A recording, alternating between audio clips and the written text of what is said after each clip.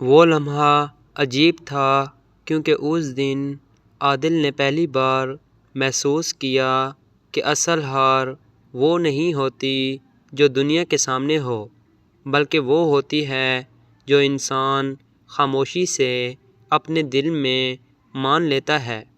عادل ایک چھوٹے سے قصبے کا عام سا نوجوان تھا جس کی زندگی نہ تو کسی شاہانہ آغاز سے جڑی تھی اور نہ ہی کسی خاص سہولت سے۔ اس کے والد ایک معمولی سرکاری ملازم تھے جن کی تنخواہ مہینے کے آخری دنوں میں اکثر کم پڑ جایا کرتی تھی، اور اس کی ماں ایک سادہ مگر مضبوط حوصلے والی عورت تھیں جو ہر مشکل کو صبر اور دعا کے ساتھ برداشت کرنا جانتی تھیں۔ عادل پڑھائی میں اچھا تھا مگر حالات اس کی صلاحیتوں سے ہمیشہ زیادہ طاقتور ثابت ہوتے۔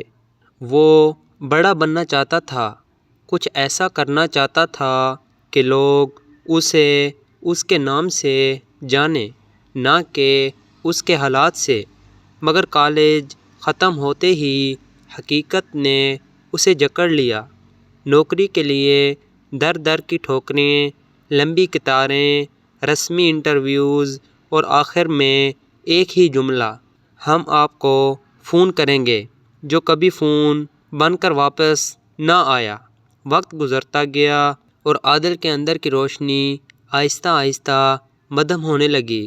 اسے لگنے لگا کہ شاید خواب صرف کچھ خاص لوگوں کے لیے ہوتے ہیں۔ ایک شام وہ تھکا ہارا قصبے کی پرانی مسجد کے صحن میں بیٹھا سورج کو ڈوبتے دیکھ رہا تھا۔ اس کے دل میں سوالوں کا شور تھا اور جواب کہیں نہیں تھے۔ اتنے میں مسجد کے امام صاحب اس کے پاس آ کر بیٹھ گئے۔ انہوں نے عادل کے چہرے پر پھیلی مایوسی کو دیکھ کر نرمی سے بات کی۔ عادل نے پہلی بار دل کھول کر اپنی ناکامیاں، اپنے خوف اور اپنی ٹوٹتی امیدیں بیان کیں۔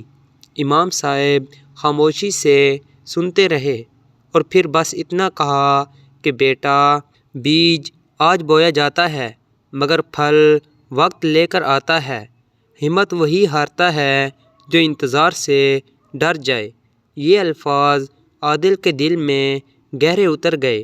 اس رات وہ دیر تک جاگتا رہا اور خود سے ایک سوال کرتا رہا کہ کیا واقعی مسئلہ قسمت کا ہے یا اس کے جلد ہار مان لینے کا۔ اگلے دن عادل نے فیصلہ کیا کہ وہ حالات کو اپنی پہچان نہیں بننے دے گا۔ اس نے ایک چھوٹے سے کمرے میں بیٹھ کر آن لائن کام سیکھنا شروع کیا۔ ابتدا میں بار بار ناکامی ہوئی، کبھی کام رد ہو گیا، کبھی محنت کا معاوضہ نہ ملا، کبھی خود پر شک ہونے لگا۔ مگر اس بار عادل رکا نہیں۔ دن میں چھوٹے موٹے کام، رات کو سیکھنے کا عمل اور درمیان میں بے شمار صبر، یہی اس کی زندگی بن گئی۔ مہینوں بعد ایک دن اس کے اکاؤنٹ میں پہلی کمائی آئی۔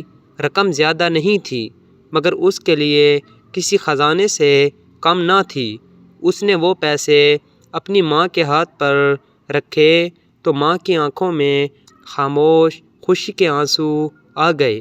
اس لمحے عادل نے جان لیا کہ اصل کامیابی رقم نہیں بلکہ وہ سکون ہے جو اپنے لوگوں کے چہرے پر مسکراہٹ بن کر آتا ہے۔ وقت کے ساتھ عادل کا کام بہتر ہوتا گیا، اس کا اعتماد واپس آنے لگا۔ وہی لوگ جو کبھی اس کو نظر انداز کرتے تھے اب اس سے مشورہ لینے لگے۔ مگر عادل کے دل میں غرور نہ آیا کیونکہ وہ محرومی کے دن بھول نہیں سکتا تھا۔ کچھ عرصے بعد وہی عادل جو کبھی مایوسی میں مسجد کے صحن میں بیٹھا تھا، اسی مسجد میں بچوں کو مفت تربیت دینے لگا تاکہ وہ بھی جلد ہار ماننے کی عادت نہ سیکھیں۔ وہ جان چکا تھا کہ اصل کامیابی صرف خود آگے بڑھنے میں نہیں بلکہ دوسروں کے لیے راستہ آسان کرنے میں ہے۔